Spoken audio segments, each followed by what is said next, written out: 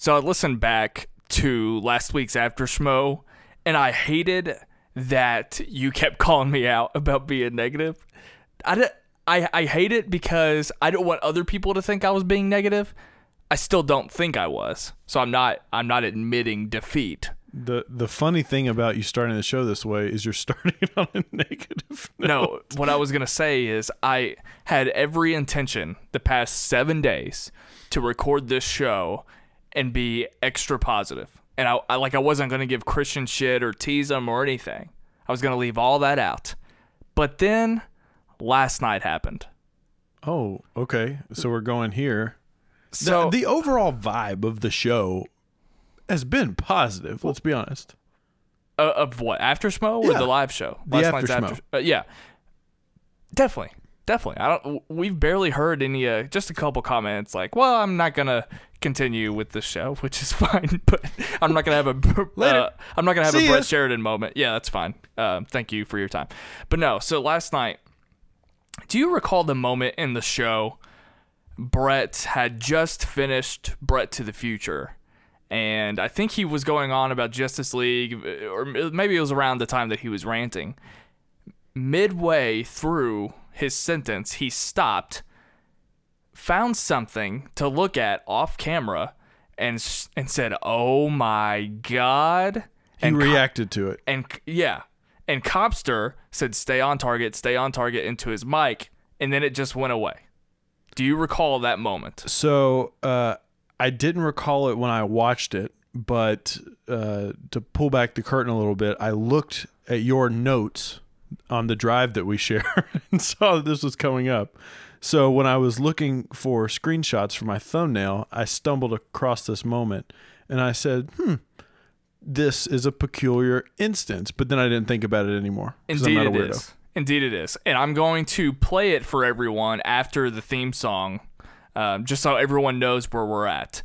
But this really threw me off. I was so intrigued by what Brett may or may not have seen off camera, and the fact that it just was never addressed really bothered me. Things like that don't happen typically in the studio without somebody commenting. There's so many people, there's so many personalities. Somebody typically will highlight a bizarre instance. So after the show, after I finished the show, I finished it a little bit later last night. I think an hour later because I had work and some other things were going on. So I assumed that everyone had already made it home. Maybe they were still at Chili's. But I texted RB3 because he's pretty good at giving me the rundown, giving me sort of the behind the scenes. That way I know some things to talk about on here. I asked him, what was up with that moment where Brett says, "Oh my God," off camera? He says he's not allowed to tell me. Can I speculate on something? I think, well, let me ask you this. If I would have asked them, just knowing how you feel about me and my interactions with other people, do you think they would have told me? I don't know. Jay seems like a nice guy. The people that know you personally that's something they would definitely do. But the fact that these people, okay, I have been doing this show. They would keep it from you, but tell me. I've been doing this show for a year, and sometimes I feel like I'm a complete stranger.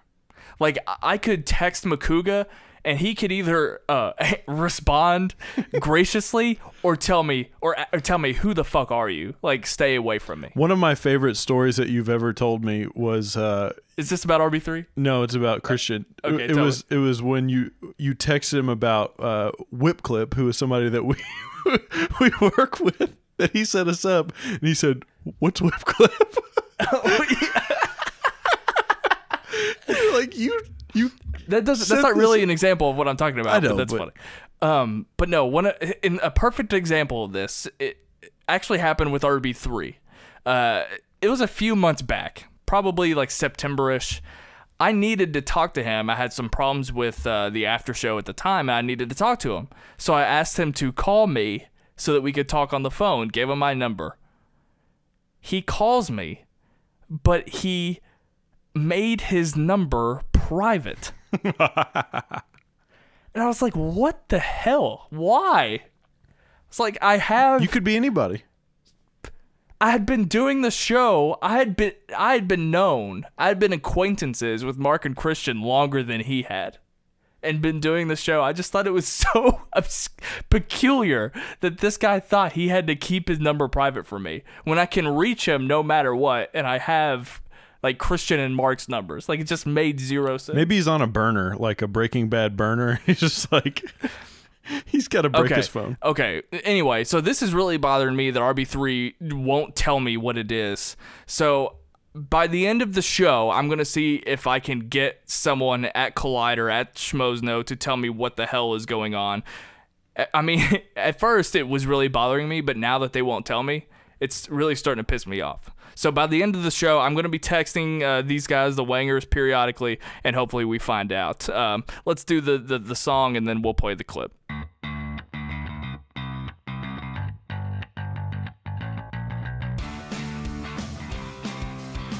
Oh my God.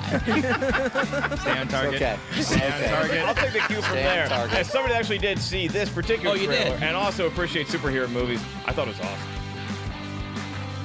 Welcome to After Schmoe, your all's favorite after show that covers the Schmoes Know live show.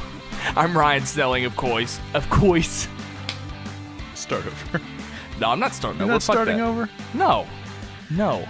That's me, J to the A to the Y to the E, Jaye Williams, back again. And for God's sakes, get the dog off the couch. How many times do I have to tell you? The days of After Schmoe or the Schmoeville podcast being edited are over.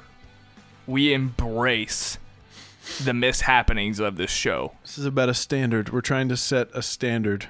That's why I'm drinking. Well, that would have Red Bull? happened. Our standard would have been set 3 weeks ago if we had any interest in actually doing that, but we clearly didn't. So we're infamous for our long intros now. They take about 5 minutes, but that's okay. We're going to get right into it right here, right now. I'm going to actually message Copster real quick. So the second person on my list is Copster. I'm going to text him. What did Brett see when he stared off camera and gasped, "Oh my God"?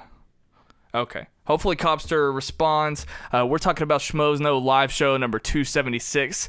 Celebrity impression dating game plus special guests. We'll get to that later on in the show. Ellis was at the main table. Riley, Ken Knapsack, and Joel is stuck in traffic. An empty chair. An empty chair was strange. I like I'm going to be this guy. I like the camera angle, kind of shooting across the table to the three of them.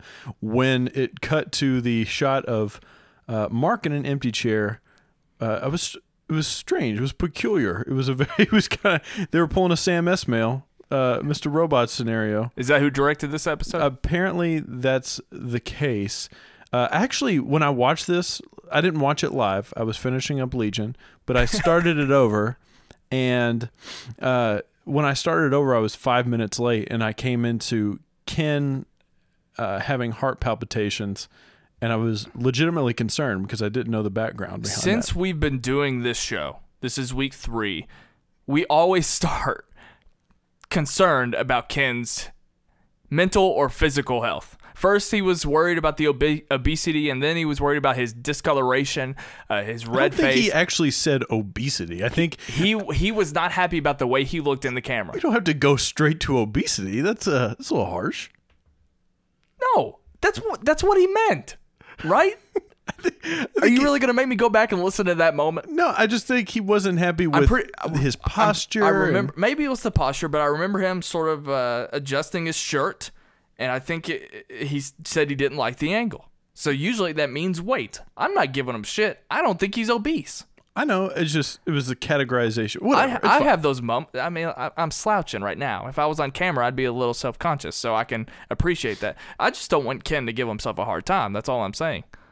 Yeah, it's I think Ken always looks like one of the most classy individuals in the whole studio. On Movie Talk today, he was dressed like Jeremy. He had a blazer on. Did you watch Movie Talk today? I listened to Movie Talk, and I could hear the tension between Ken and Jeremy through my headphones. Jeremy wasn't on the episode, so I don't know Why what did you're you say talking about. Jeremy? I said Ken dressed like Jeremy. Oh, he dressed like Jeremy. I could hear the tension between Ken and Jeremy when Jeremy wasn't even there. I'm questioning what you actually heard. But do you think the job is killing him over there? Because he referenced a 2-hour meeting before. Okay. Is this about the unboxed show at Collider? I don't know what the 2-hour meeting was about. Maybe when we get off air, we're going to have a message from Kristian that he's fired us. I have no idea. Maybe that's what the 2-hour meeting was about. I have no idea. But that's a little concerning. And who was left out of it? Somebody was left out of it that I was surprised they were left out of it. Left out of what? The meeting. Like, was it wasn't Brett, because there's no way. Brett wouldn't have been there. It was a Collider meeting. Yeah. I don't know who was Mark in the meeting? Maybe, I think Ellis might have made a joke that he wasn't there. I think Ken... I don't recall. Hang on, time out. I think Mark was... You want me to hit pause? Or? No, I think Mark was in the meeting and Ken wasn't in the meeting because him and Riley went to dinner while they were in the meeting. Is that right? No, they went to dinner before the live show. Oh, okay. Okay, this conversation sucks. Anyway, we're concerned about Ken and his health, so hopefully... That's nuts, though, that they have those long-ass meetings. Make some content. Yeah, we don't have like sight and sound 2-hour meetings. Okay, we're not really comparing what we do over here to what they do over there. Look, obviously, it's completely different. I was making a joke. A lot of time and effort to put this together. We're recording two podcasts back to back tonight. All I'm saying is, I don't know if you need a 2-hour meeting. I don't know what went down. I just don't know if you need it or not. When you get bought out by Complex, you let me know how long your meetings are, Jay. Kristian, I'm trying to talk to this guy. I've been in. Look, I want to make sure they were efficient in their time together. Let's talk about meetings, though. Okay. There's another example of our boy Brett being neutered by the system, allegedly by the suits, and now it's Cobster. Cobster is a suit now because he asked Brett. He threatened him. Brett, you remember the pre-production meeting? And he shut down right then and there. It wasn't until his Brett to the Future segment that he got back up and I want to make a callback to this moment a little bit later. But real quick, while we're talking about Brett and we're coming fresh off of the news of Ken's health issues, the show has been different since our first episode. Ever since Brett's first freak out over the Brian David's phone call on air, it seems like everybody's been very exhausted, very tired. They spent like the first 30 minutes of the show, like Mark was having to like wake people up. Ken talked about how he wasn't feeling good. Just go home, buddy. It's fine. Just take a night off. Brett threatened to go home. Brett asked if he could go home. They flashed over to Cobster. He was playing possum, but he was acting like he was asleep. Makuga knew not to even show up. Makuga wasn't even there. Show. Joelle wasn't even there at that point. She was quote unquote stuck in traffic. I'm convinced that Mark Riley was not supposed to be at the main table. Like we want him to be at the main table, absolutely. But he seemed mildly caught off guard by that. You were shocked that he was at the main table. I wasn't shocked by it. You were prepared to come on this episode and talk about how we've never seen Riley on the main table before, and I was going to immediately correct you and talk about that's previous times. That's 100% not true. We're still getting used to Brett not because not typically, but he's been doing Brett to the Future earlier on in the show for a little bit now. And I'm still getting used to this sort of rotating cast of characters. Lately we've seen Makuga there, both for the all-night co-hosting gig, and as like a first half of the show panelist. Mm-hmm. Joelle Monet was there. Who else has been there since we've started the show? I don't know. It's a lot of people. Yeah. They have a lot of people over there. He just seemed mildly caught off guard. He was drinking Emma Fife? Emma Fife. He was drinking a beverage that I'm not 100% sure what it was that matched his shirt. Not a big fan of yellow shirts. How do you feel? Do you ever wear yellow? I've got a couple yellow shirts. I don't wear them. Yellow t-shirts, they don't work for me personally.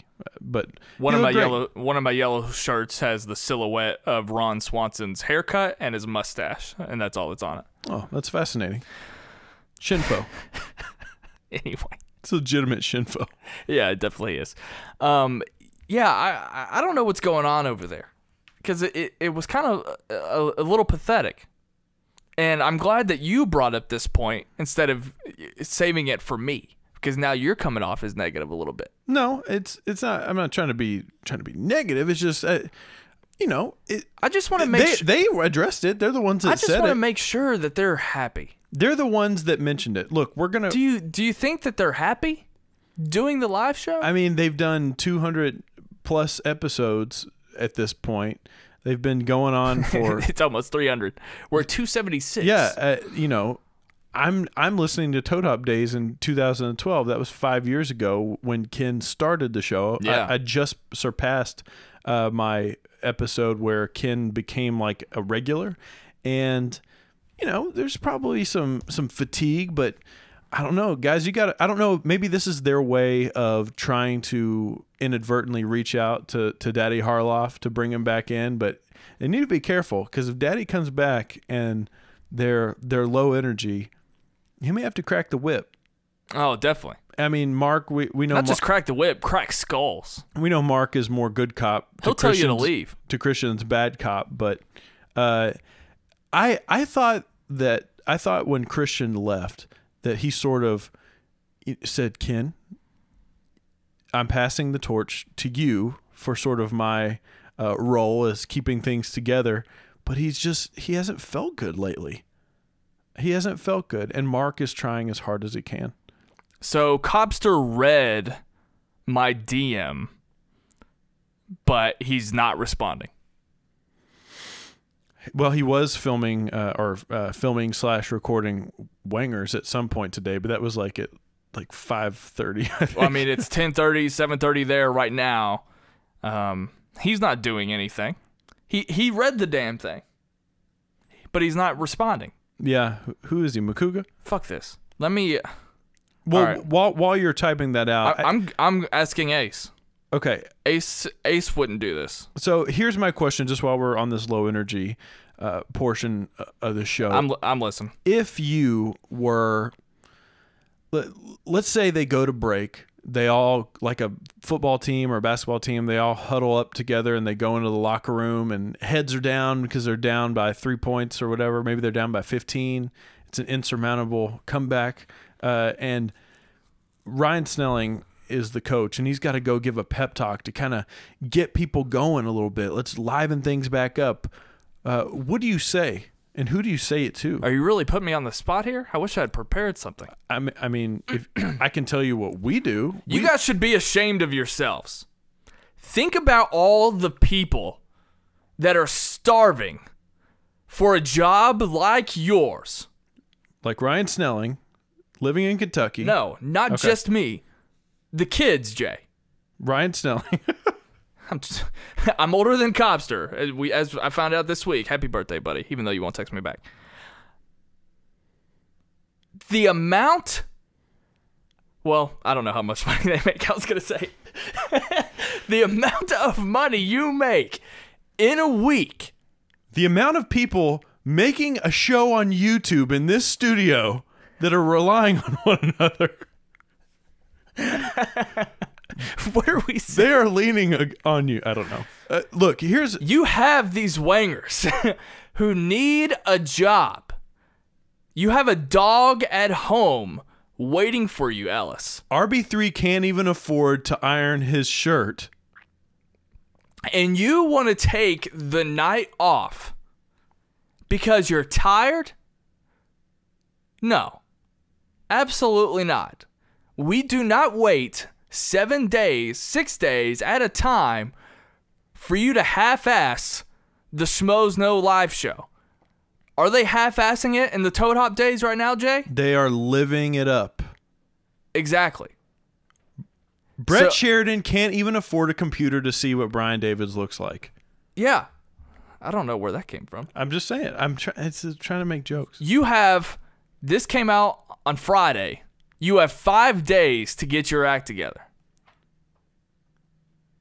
Or we're going to be more aggressive next week. Okay. So here's what we do to get hyped.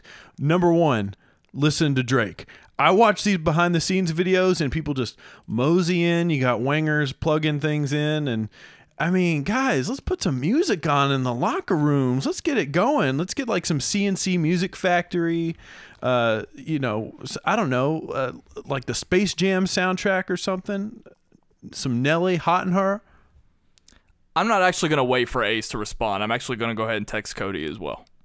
Because Ace is making a negative review about Ghost in the Shell as we speak. Copster's break. Copster, thank you for including Sight and Sound in your break. That was pretty cool. Absolutely. But let's retire this whole slacking conversation, because Joel came in and actually brightened it up a little bit. And that's when Brett came on the main table.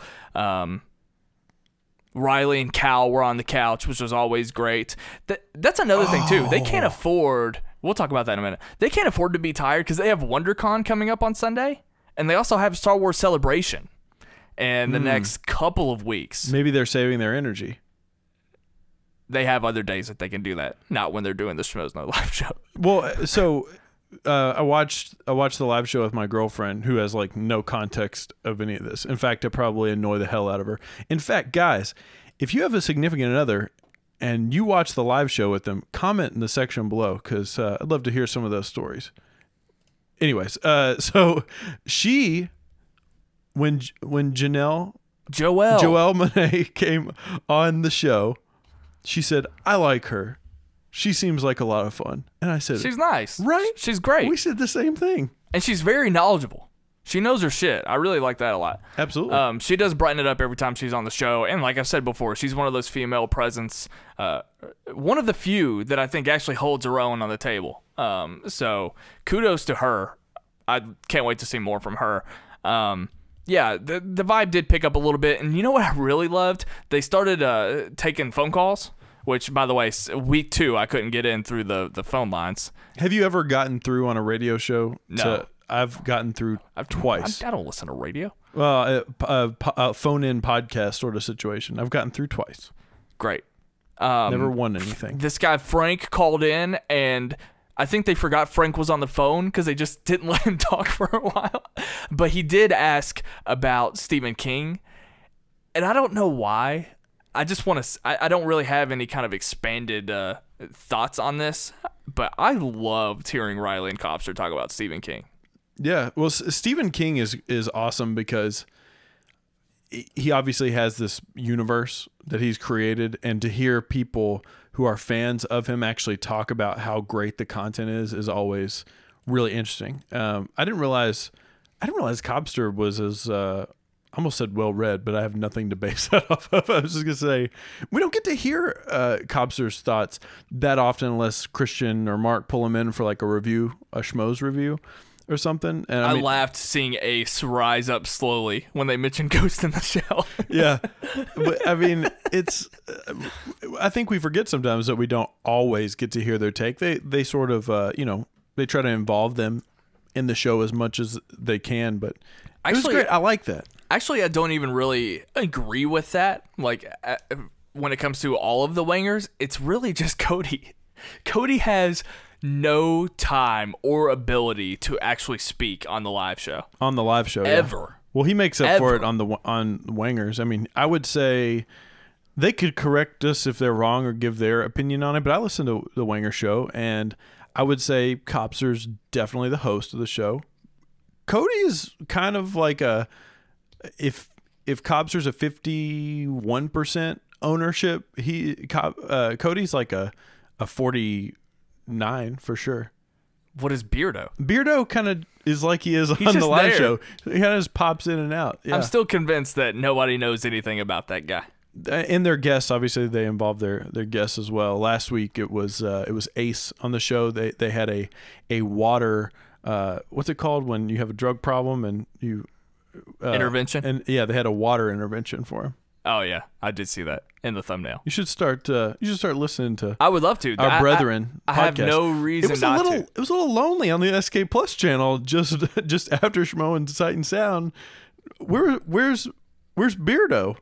Where's Oh, you mean this past week? Yeah, where's the Wanger show? I don't know. Well, you said there might be I mean, they better be recording because they're not responding to my Brett Sheridan question. They are because Cobster sent out a tweet and said, if you guys have any questions, and I wanted to send something, but I couldn't think of anything. So I did appreciate the moments though, because Cobster likes to be silly. And I like Cobster. He was being silly, and I loved seeing Cody just in the background shaking his head at the shitty things that Cobster would say. Yeah, it's pretty funny. I just want to know what music he likes. I like the include. Well, we'll get Cobster? to it. Yeah, we'll get. He's got to be a metalhead. I know more about it. I want to dive deeper. Into he's got to come on Sight and the Sound. Black Dahlia murder. I know he's a big fan. Yeah. So let's get to the part that I really want to talk about, which is everything Brett again. You can try to neuter Brett Sheridan, but the past few weeks since we've been doing the show, he has been the highlight every time. Oh, you mean the Schmoe Stopper?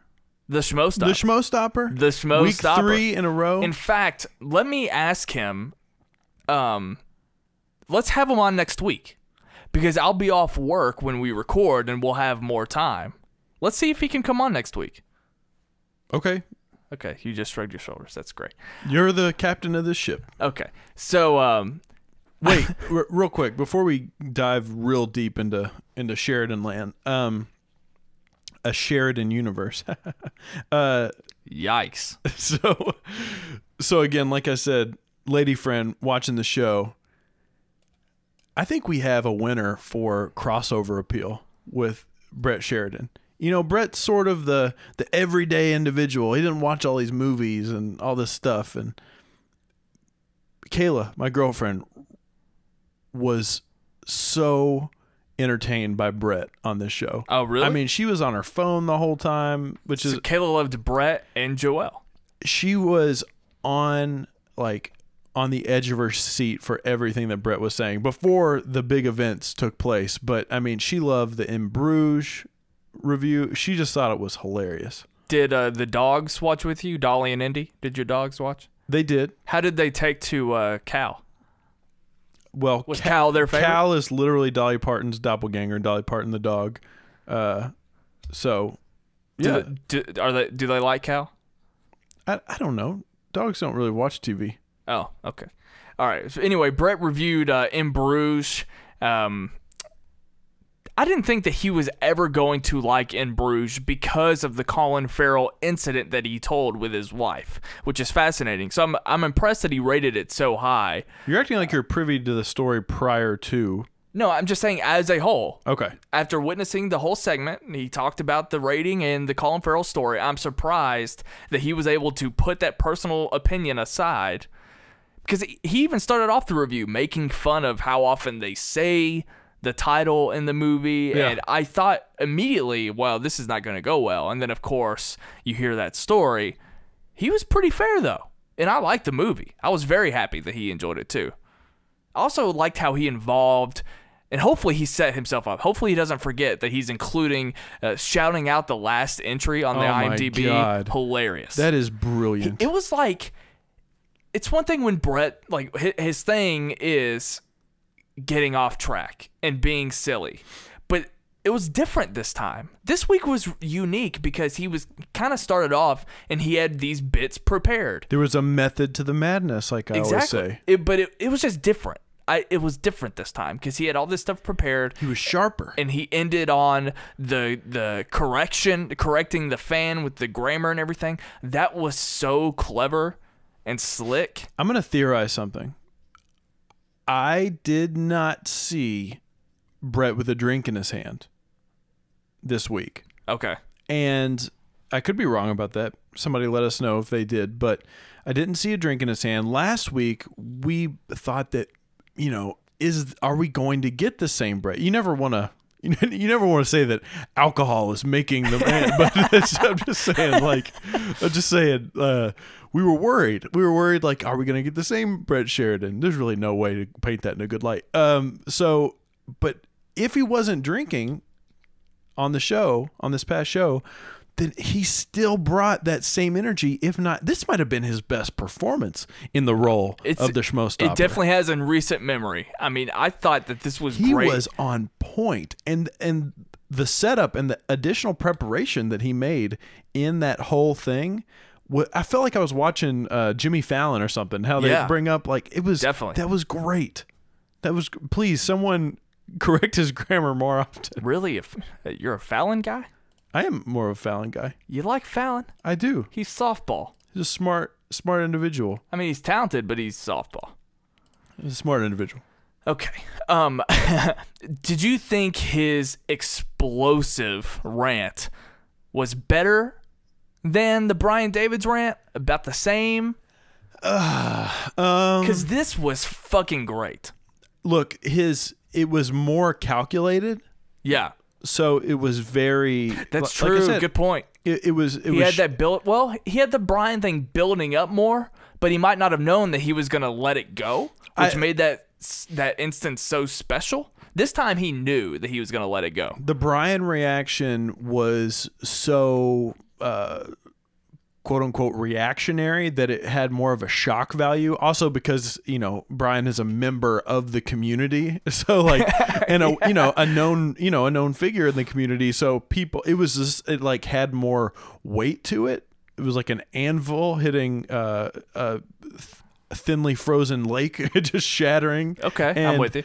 This one was just more like, punchline sort of thing. I don't know. It was. We were laughing with Brett. Does it make sense? Yeah. Yeah. Thank you. What did you put that very eloquently?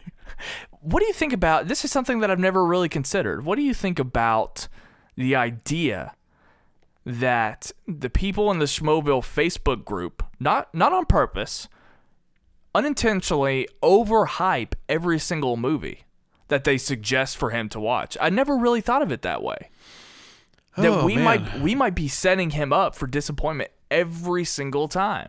Yeah, I mean, I think there's movies that the community probably holds in high regard because they're movies that usually add an additional je ne sais quoi to what you're watching. Like In Bruges is you could categorize it as a comedy, but let's be honest, it's a dark comedy. It's something that you're not fully expected to just chuckle at the entire time, and we never know what Brett's doing when he's watching these movies. It could be like the last thing that he wants to do, and some of these movies might be a little bit like treading through mud from time to time for him. So the overhype thing, I don't know if that's fair. I think we might be picking movies that aren't. I don't know if I'm a huge fan of some of the movies that have been not. I like the movies, but selections for Brett. Okay, it doesn't matter what you think, Jay. Actually, it does. I'm supposed to come out here and comment on all of these things. So you're not supposed to criticize the Facebook group. I'm just saying, guys, come on. Let's. What are they supposed to suggest? I don't know. Let's. Throw out a suggestion. You're in the Facebook group right now. Brett Sheridan just asked for a movie. What would you throw out? You're putting me on the spot here. Well, you put me on the spot with that Coach Taylor thing. I want Brett. No, I was going to say one that wasn't going to be good either. Do it. No, say it. I was going to say Eternal Sunshine of the Spotless Mind.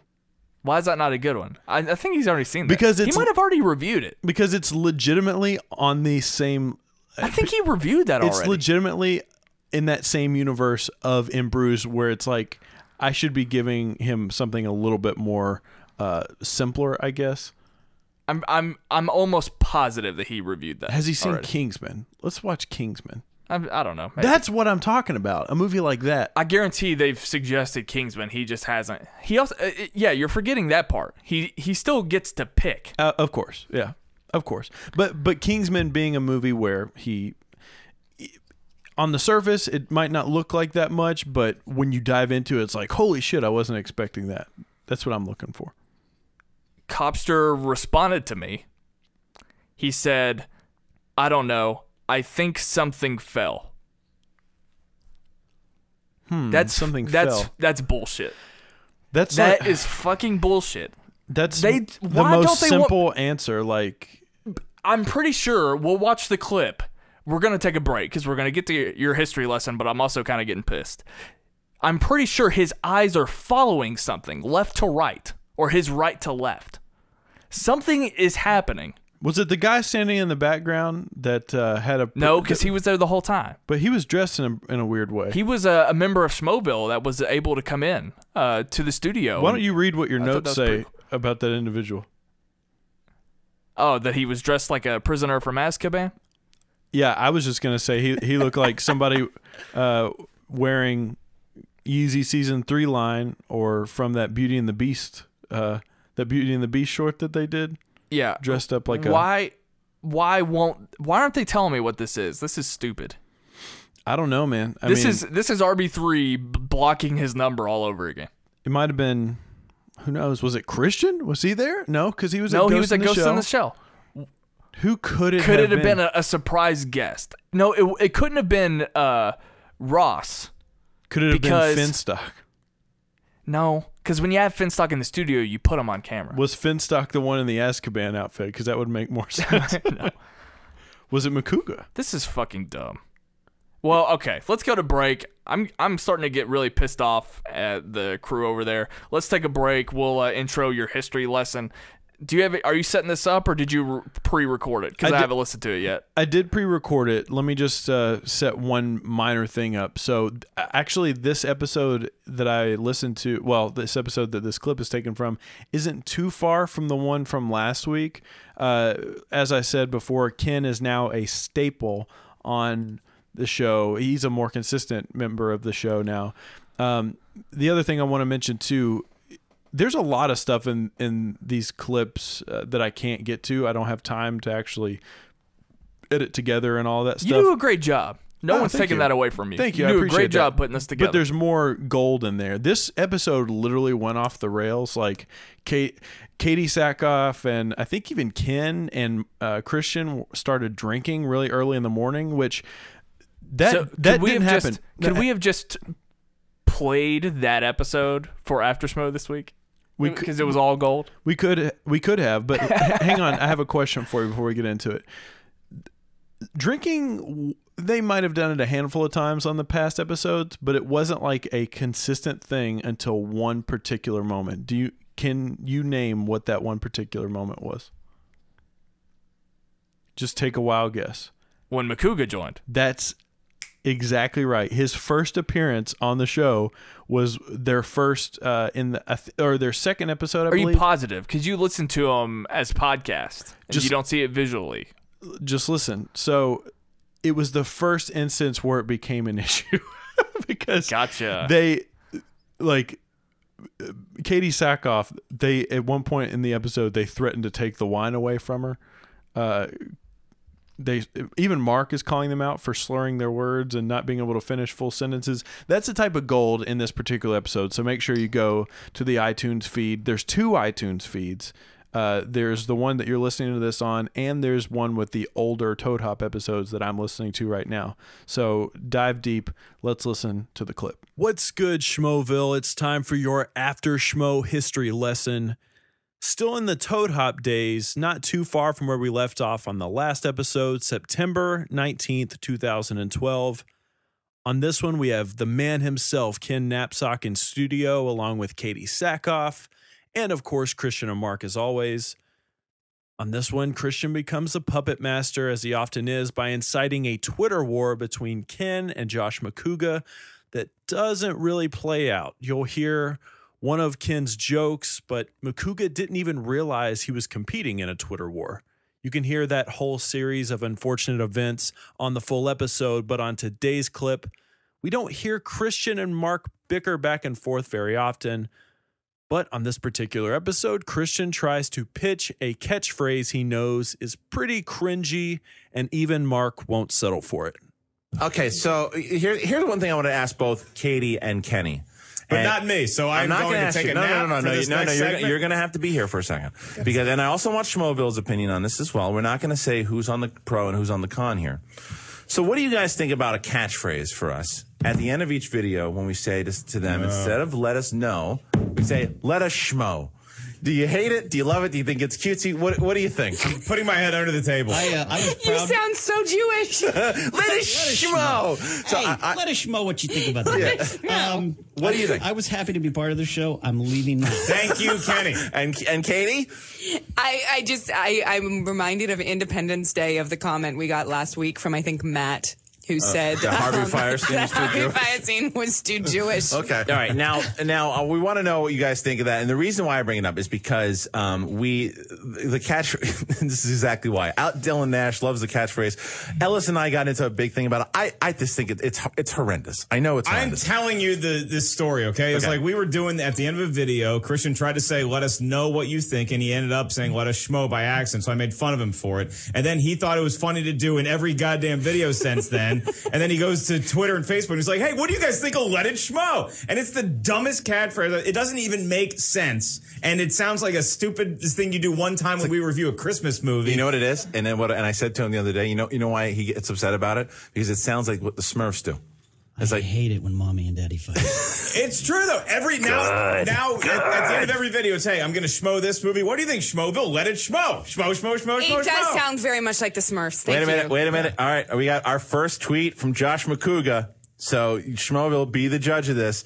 Let it schmo is akin to liking the saying "chili, please" from Ogo Cinco. I fucked up his tweet, so that's not fair. It says "Let it schmo" is akin to like saying "chill, please" from Ocho Cinco. Hashtag Let it schmo. Go feck yourselves. Yeah. Okay. So that's feck yourself. Yeah. So that's the first one. All right. And I think you should have said "go frack yourself." It would have made it a little bit more. I would have broadened it. So everyone is fucking up everything today. Can we get some more wine for Sackhoff? It would have brought it. Some of the good Lord's wine. Bring it. Brought it. Can I make one rooted? point here? Is that everybody's having trouble speaking with the exception of one person, the same human that decided to not drink at 9:30 in the I started a.m. off well. I went to the local grocery store and had a nice breakfast next to a homeless man and a homeless dog. I was having a good morning, and now I'm drunk. Yeah. Good. I woke up this morning. We ain't done I made yet, a Cospan. delicious protein shake. I put the right amount of ice in it. It's like I worked at Jamba Juice this morning. I made it so perfectly. But now you're chugging a beer sack off, and you had a bottle of wine last night. He doesn't even stop for that. You're a platypus. Yeah, I picked the wrong week to quit amphetamines. I did quit the wrong week to quit amphetamines. Now this isn't fair. At Miss Movies, who's clearly a huge Mark Ellis fan, is going to listen. Oh, now we can talk about who's fan. No, you can't do that. All right, fine, but she takes your side on most things. Too. I'm not going to lie, it's terrible. It is terrible. I know it's terrible. But all right. Okay, wait. Can I ask you a question? Yes, of course you can. If it's terrible, then why would you want to do it in every review that we do? I never thought I'd say this, but can we talk about movies? All right. Fine. He wanted to have this debate on air. All right. To wrap this up, down to the nitty-gritty. I get in the car yesterday, right? And I tell him, I'm like, look, dude, I'm trying to get on board with this thing, but I really can't do it. And we started laughing because of how vehemently I was protesting this. And he's like, we got to talk about this on the podcast then. And I'm like, we'll talk about it all day long on the podcast, as long as it doesn't see the light of day. And it won't. All right, fine. I think that you should come up with, just to squelch the argument here. You're right. It is douchey. Yeah. It's really weird. It is. It sucks. I said it does, but it's funny. So here's the thing. It is funny. It's not funny. But if you say something, it's cheesy funny. Even like, funny becomes not funny after an hour. So like, well, I didn't do it for an hour. What I'm do it saying once is a video. that maybe what you should do is come up with one or two times that kind of like a drinking game. Like if something happens, you say, "Oh my gosh," punch you in the face. All right. Well, you know what I'm saying? I come up with a couple times instead of you just like that. Schmoey. I'm not. No, that's not what we're gonna do. It's one phrase. All right, fine. Look, all right, listen. At Matt Monty Thom has put a X in this whole thing. Nuke, let it schmo like Indy in a fridge. Done. That's it. That's how we end this conversation. All right. As always, you can hear all of the classic Schmoes Know content on their iTunes feed. And just so you know, there are actually two iTunes feeds. The one that you're listening to this podcast on, of course, but there's also one via Podbean or on iTunes. You can just look for it. It's a separate feed with even older episodes back in the Toad Hop days, back where I'm listening right now. Listen to the episodes along with me and let me know what you guys think. And until next week, let's get back to the show. Do you have any more anything else to say about the thing that I didn't listen to? You pre-record those, so I'm not purposefully ignoring them. I haven't had the chance to listen to it. We started recording Right. Well, that one was only 6 minutes. So Only? it's like watching a I'm just joking. YouTube video. I'm fine with it. You do a great job. Look, I'm just glad that that Kristian pitching a tagline or a of that's the worst tagline. Let us schmo. First of all, it's hard to say. Let us schmo, yeah. Because it sounds like you have to make it sound like lettuce schmo.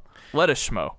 I always find it interesting the dynamic of when Mark isn't down for it, like because the comedians are supposed to be the ones that are like, yeah, let's have fun, fuck it. But he's just not really a naysayer though, right? So that's always an interesting dynamic. Yeah, and just that he's like the me of the Schmoes Know Show. Yeah, and still the dynamic on those Toad Hop episodes are they're fascinating to me because, like I've been saying this whole time, they're so different, but in a good way. Not that now is bad, but you can tell that now these guys are professionals. They have day jobs doing the Collider stuff, and it's just different. It's just a lot. It's definitely a lot more of a professional vibe to it. I mean, I looked when I was doing my thumbnails today. The lighting is just fantastic. Oh, it's good lighting. It's just great. Yeah. And when we see Cobster's little his history lesson, so to speak, on the live show, you can tell incredible improvement just from a couple years ago. Absolutely.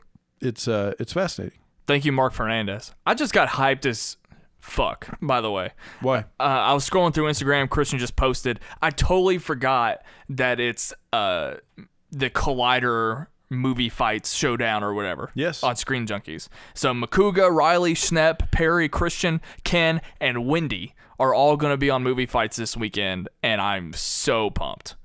It aired tonight while we're recording, but I don't have Screen Junkies Plus anymore because that's just ridiculous. I saw a picture on Instagram. I didn't even know this show existed. I don't watch Screen Junkies. You 100% know that movie fights exist. I know it exists, but I didn't know the show that I'm about to mention before you so rudely cut me off.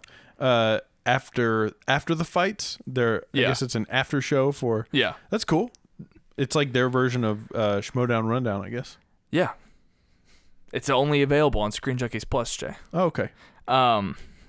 Is that their version of SK Plus? No. But you have to pay for it. Yes. Okay. So get excited for that. I know that if I messaged Cody about Dan Le Batard. Have you ever talked to Cody ever? Yeah, several times. I know that he would respond to me if I texted him about Dan Le Batard. But because I asked him something about the show, he can't confirm that something fell off the desk. I don't think Cody should have cut his hair. Just let the record show. I was a big fan. I obviously of his hairstyle. Don't care about his hair. I want to know what the fuck happened. I know you don't, but maybe that's what it was. Maybe they saw his hair. Have you ever witnessed a celebrity impression dating game from the live show? I have not. Oh my God. I was so excited because you know how much I love celebrity impressions, but I've seen some of these people do these. I'm a fan of your impressions. Thank you so much.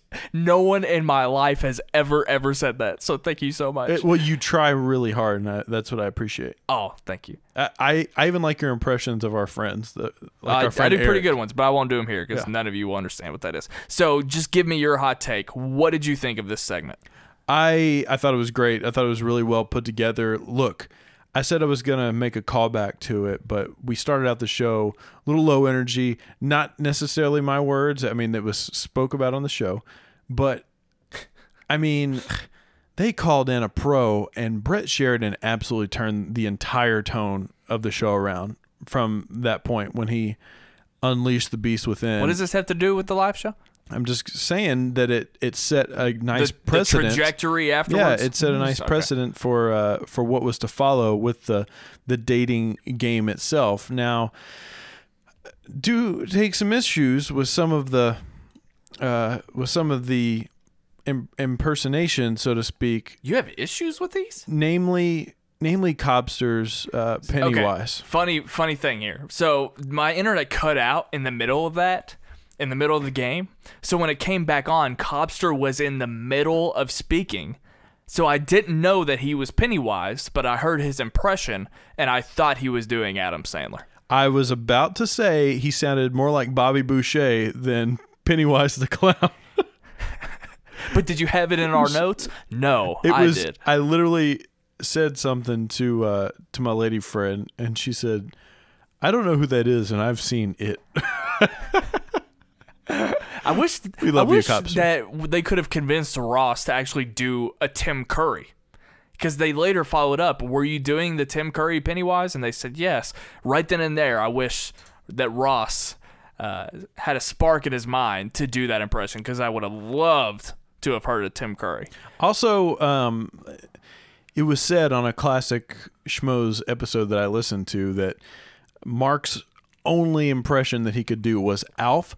Oh, which, by the way, on the thumbnail was Yoda, Alf, I'm sure Owen Wilson, and somebody else. I don't know who does Owen Wilson. I don't remember. But well, regardless, none of the people that were on the thumbnail had impressions. I think it was callbacks to previous ones. Okay, that's fair because who did it? I think Riley did a Yoda once, or maybe it was one of the Wangers. Somebody's done Yoda before on a previous episode. So I think those were just callbacks because they didn't want to spoil who was actually going to be doing them tonight. You and our buddy Luke Jaggers, who we share the group text for the live show with, neither of you knew who Bobcat Goldthwait was. Okay, no, let's backtrack. I know who he is. I've heard his name for like the last half of my life. Right. So like 15 years. But I never knew the context, like who he was. Yeah. I just started the sentence with "I know who he is" and finished with "I don't know who he is." Well, to be fair, the impersonation. What was the actor's name? I apologize. Just one day, the name Bobcat Goldthwait came up, and I just never knew his relevance. Well, until now. What's the actor's name that was doing the impersonations? Incredibly, I forget. Tonight, I apologize. Ross Marquand or Marquand. There's an ND, I think. Okay, so his version of Bobcat Goldthwait was of Bobcat Goldthwait doing his famous character that he portrays. He also does that voice in a stand-up, but that's not how he talks all the time. Okay. Yeah. Is that all you had? Yeah, I was just illuminating. Let's talk about this guy, because when he came on, I had no clue who he was. In fact, in my notes right now, it says somebody as Bobcat Goldthwait, somebody as John Malkovich, somebody as John C. Reilly. He's a dark-haired Justin Timberlake. And he apparently looks like Mark Ellis. I don't agree with that. According to some people. I can get it. He's got tall, wavy hair. Like almost Kramer-ish. Like Ellis has Kramer-ish hair. Similar facial shape. Yeah, I think it's close. I think you could mistake him for Ellis. What is your take on a dark-haired Justin Timberlake? Justin Timberlake has dark hair, so it's kind of a sandy blonde, but just roll with me. Do you get a little JT? Maybe. Okay. Anyway, my point is, I don't watch The Walking Dead. I don't care about that show. I quit it years ago. Seeing this guy do so well on the show and entertain me so much, I almost thought about going back and watching it. I mean, and then the arguments I had on Twitter with Kevin Marks came screaming back to me, and then I quickly shut myself down. This guy is fucking great. He can't bring me back to Walking Dead, but he 100% makes me want to pay more attention to him, and two, the conversations that he was having about his movie fandom. Yeah, that was great. I want him to be back on the show. I'm actually convinced he's going to join them at Star Wars Celebration too. He looked genuinely excited to go there. Well, there were many impressions. The one that I think caught me off guard the most as like being like, I didn't even know that someone could do this impression. Yeah. And I think that caught all of them off guard. This is my opinion, was the Han Solo impression or the Harrison Ford impression. You are exactly right. I agree with you, because Harrison Ford is someone that I just don't think, at least when I'm trying to figure out if I can do an impression of somebody, he's just not someone that I think even has an impression. Like, Harrison Ford is obviously iconic and popular, but when I hear him, I just hear a guy Whereas like John Malkovich and Christopher Walken, these are famous people that are usually impersonated.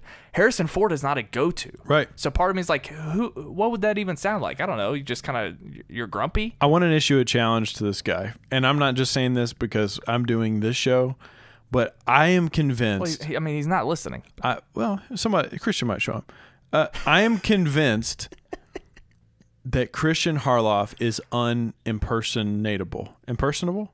Unimpersonable. He's just one of those individuals that just has a normal personality, the way he talks. His mannerisms and whatnot are pretty straightforward. I'm convinced that it is impossible to impersonate him. I want this guy to work on an impression of Kristian Harloff. So you know my theory about how I'm a sponge when it comes to people's laughter, and I actually adopt people that I'm close to, their laughs. Have you heard me talk about this? I didn't know that. So you're like So I have my own laugh. Like I have my laugh. Weird. The fans of Schmoeville and After Schmoe know that I have a particular laugh. But also, depending on who I'm around, I take their laughter. So I've noticed it. If me and you are around each other, I start to laugh like you. That's weird. If I'm around my best friend Eric, I start to laugh like him, and I'll go, and that's Eric's laugh. I do it, and I don't realize it. Kristian, I've picked up a few things. His New York accent is obviously there, but it's not incredibly thick, like as thick as it could be. I've picked up on saying certain words the way he does. Like, I don't say the word horrible anymore. I say horrible. It's like an H-A-R. That movie's horrible. Horrible. I picked that up. Just it's because soft of him. H. Kristian Harloff has given me horrible and not drying your clothes in a dryer. Kristian Harloff. Yeah, kind of like that. Anyway, the John C. Reilly was the best impression. Absolutely. It blew my mind. You close your eyes, that is John C. Reilly. I don't think I've ever heard anyone do an impression that accurate ever. And I mean ever. Yeah, I agree. That one, you all kind of spoiled it for me because I wasn't caught up and I was following along with our group text or our group chat. So when it actually came on, it still sort of shook me because and it wasn't even the talking. It was like some of the like mannerisms after, like when he would be done talking, but he would still like make a chuckle in the impersonation. Right. That's some pro level shit. So I'm so excited. I hope this guy, obviously he's a busy guy, but I don't know. I hope they find ways to bring him back. What a great find. Please find other versions of this, other segments of the previous games. Jamie Costa, are you familiar with Jamie Costa, the other impressionist that comes on? Nope. He's also fantastic, but this guy gives Jamie a run for his money. So definitely check out those old episodes. They're in segments. Copster puts them in segments, so you can just watch that and you don't have to go through the whole live show. You can wait for those on your future history lessons. But anyway, I'm sorry, to go back to this point real quick and then we'll wrap up. But you talked about his love or movie fandom or whatever. I like how he was talking about the reasons why The Shining is great. And he talked about The Shining isn't horror and blood and guts and ripping off body parts. He said it's a mental game. It's unsettling. The reasons why. Hold on, let me think of how I want to word this. The examples he used that would have made The Shining a worse movie are the things that are directly applied to the show he acts on. Okay. Does that make sense? I don't know if I agree with it, but okay. His praise of The Shining is the exact opposite of okay. What, I'm sorry. I thought you fuels the show he acts on. I thought you were saying it was attributable to the show he's on. The opposite. Yes, I agree with that 100%. Isn't that odd? But then again, maybe it's just odd. It's just maybe I just want to take a shot at The Walking Dead before we get out of here. I don't necessarily know if it's odd, like it's an odd thing, but maybe it's not. Not every actor has to actually like. It's funny work. It's funny that he's saying those things. It's ironic that he's saying those things. Yeah. I wonder how many people we've upset talking about this segment because I was sort of in and out of the Facebook master post. I wasn't in the live chat at all, so I was one of a few people. You were one of a few people that didn't have any idea who this guy was when he first came out. We needed his introduction. I wonder how many people are furious that we didn't know who this guy was. It's one of my favorite things on this show when they do bring in guests, and because this doesn't happen all the time, when they bring in guests and they do have a shared fandom of like movie culture and this sort of culture that we have, because sometimes they come in and they don't, like we've seen it on Schmoedowns before, that they don't dive that deep into it. I think some people get annoyed by that, but I think that's silly. Like, you can't get mad at somebody just because they're an actor. They don't have to have the same movie passions and knowledge that you do, but it is always very neat and fun when you find out somebody is super stoked for Star Wars like you are, or whatever it may be, and I like that. I really enjoy that. We started off talking about the fact that this first half of the show was sick and pathetic. We never said that. It really came. Don't say that. It really came around at the end, and it was a great ending. Such a fun entry in the celebrity impression dating game, and the guest was worth the wait. Absolutely. Do you have anything else? Not really. I love Josh McCouga. He was missed on the show. I was glad he didn't take part in the impersonations game. Oh, Riley, his John Travolta. His Travolta was miserable. Wasn't a huge fan. Even I can't be down on your negativity. I love Riley. Did you like? Okay, and I'm not saying I'm any better. I'm not saying I'm any better at all. But that maybe it's just because he was going up against Ross. Let me ask you this question. So it's not even really a question. It's a statement that I want you to react to. I thought it was really neat and cool that they set this entire thing up with Joelle. I got her name right this time. With Joelle. It's Jonelle. Is it Joelle or Janelle? It's Joelle. I was just Joelle. Fucking with you. It rhymes with Noel. Remember? From the game.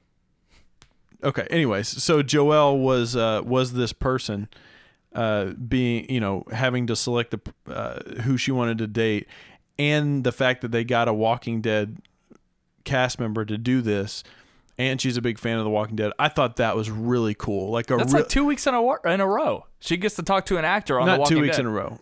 It just happened. 2 of the last 3 weeks. Okay, but sorry. Regardless, the strategy in planning all that and making sure all the pieces fell into place. Bravo to whoever's putting all of that together, because that's. I have a hard enough time just us getting together, let alone that's true, figuring all that other stuff out. So, yeah, big props to you guys. So I thought by the end of the show I was going to have an answer. RB3 is also sticking with this story that something fell off of Cody's desk. And this isn't the first time that RB3 has done something weird and sketchy. And frankly, I'm feeling a little insecure. I would say fed up. This wasn't something that could just be glossed over. Something clearly happened. Did it not? Am I crazy? Am I crazy for caring about this? I would say you're a little obsessive with this point. At this point, I think you decided to go down this rabbit hole, and their nonchalance about it is making you more upset about it. He clearly saw something, and Copster clearly tried to distract everyone. Stop. No, Look, fuck this. No, listen. You have.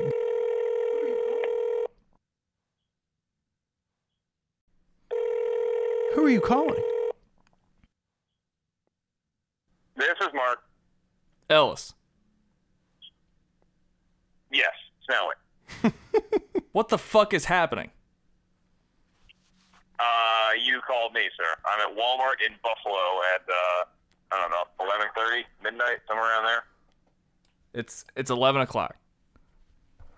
So... Okay. Well, thanks for the time update. I appreciate our talk. Is he shopping for a Super Bowl? What? Ask him if he's shopping for a Super Bowl in Buffalo. What does that mean? No, there's no shopping. I haven't been any Super Bowl shopping up here for a while, although when you called, I was in the midst of being on a text message chain with Makuga and Knapsack, and we were casting a movie based on Super Bowl 25. Okay. The missed field goal. No, stop. Jays, quit distracting him. So you're being recorded, by the way. You're on After Schmoe right now. We're talking. Oh, that's one of my favorite programs. You've never listened to a minute in your life. All right, No, I'm a big fan. I need you to listen to me because I'm getting a little pissed off. So, on last night's show, I don't know if you remember. I don't know how much you've had to drink since last night. Brett Sheridan, during his segment, I think you all were talking about the Justice League trailer. He was in the middle of speaking. He had a squirrel moment and looked off camera and clearly saw something that fascinated him. Said, "Oh my God." And Cobster comes in and says, "Stay on target, stay on target." And then it was just brushed under the rug. Do you recall this moment? I'll be honest. I don't recall Brett being on the show last night. Is that in point of fact? All right. You guys are really starting to piss me off. No, I don't. I can clearly see this moment emotionally affected you somehow. I think I remember that it was like a thing that we were like, we got sidetracked, and then we'd finally gotten back on rhythm, and then Brett might have, I don't know, it might have been something the dog did on the couch. All right, now, no. He saw something. He saw something behind the Wangers, and I'm getting irritated because what Ellis just described is completely. What Ellis just described is completely against what RB3 and Cobster are clearly lying about. How are you going to blame it on Cal? Which is that something fell off the desk. That's the best answer I've gotten, is that something fell off the desk. And I'm not buying it for a second, and I'm not buying what you're saying either. Well, it's certainly within the realm of possibility that something did fall off the desk. It's also within the realm of possibility that Ryan, you may just have a little bit too much free time on your hands. You know, I mean, if this is keeping you up at night, pal, I mean, you know, do you have hobbies? Do you have podcasting is you can go and play some shuffleboard or something? Believe it or not, Frankfort, Kentucky has 2 YMCAs, but my free time is dedicated to you, unfortunately. So this is what I have to talk about. I really wish I could help. I mean, when you're actually doing the show, you don't really have time to pick up all the little things that happen in the studio. It's kind of my job to right the ship when things go awry, so you can't really take care of all you do a great job of that, don't you? You do a great job wrangling the cattle in the studio. You got to understand, Snelling, and I presume Jay's there with you. Is that the voice of God in the background? It's Brian Davids. Look, guys, when you're in the eye of the storm, okay, you got to focus. You got to be prepared. You can't let outside distractions or everything that's going on in the ring of the studio affect your broadcast, okay? My job is to lead this thing, is to captain this thing, and to make my face as red and sweaty as possible in that 2 hours. And God damn it, that's what I'm going to do. Okay, I don't appreciate the filibuster. I'm gonna let you go. Please tell Makuga to follow me back on Twitter and that we want Brett Sheridan on the show next week. I'm a little irritated. I'm a little irritated by you guys. I sense your irritation. Can I close my portion of the show with a comment and then a question? Sure.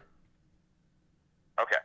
My comment is, you guys are doing a great job, and what I really appreciate about After Schmoe is that it's not just a puff piece. Like tonight, for example, you guys are holding us accountable, you're keeping us honest, and you're giving us your truthful take on how the show went, be that good, bad, or other.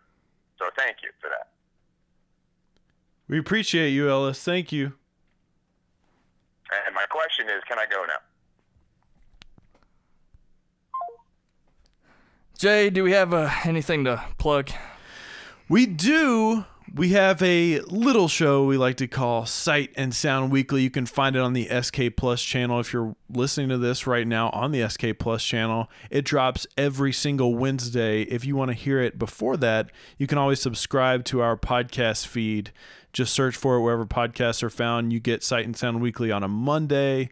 We also have Sight and Sound Music that I do on a Friday and a bunch of other content. You can also subscribe to our YouTube channel. We just broke 220 subscribers. So if 225, we're at like 230 now. I know. All we need to do is multiply that by, what is it, 10,000, I think? Is that right? I can't do math. Regardless, if you guys want to follow us over there, go ahead and subscribe to our YouTube channel. It'd be 1,000. That would be great. Whatever. 220 times 1,000, because you want 220,000 subscribers. Well, I was just going to say SK Plus has 20,000 subscribers. 28,000 subscribers. Anyways, speaking of SK, you can also find us on After Schmoe. If you're listening on the YouTube channel, you can also find us on the Schmoes Know podcast feed. So catch us next week. I may or may not be hosting, based on what I just heard from Ellis. But yeah. Yeah, maybe the person they saw in the background was your replacement. Oh, shit. Chris Hardwick's going to replace you on After Schmoe? What if that's who you it was? wanted to say Chris Hartwell, and you said Chris Hardwick instead. I legitimately said Chris Hardwick. But you meant Chris Hardwick. No, I meant Chris Hardwick. 100%. Good night.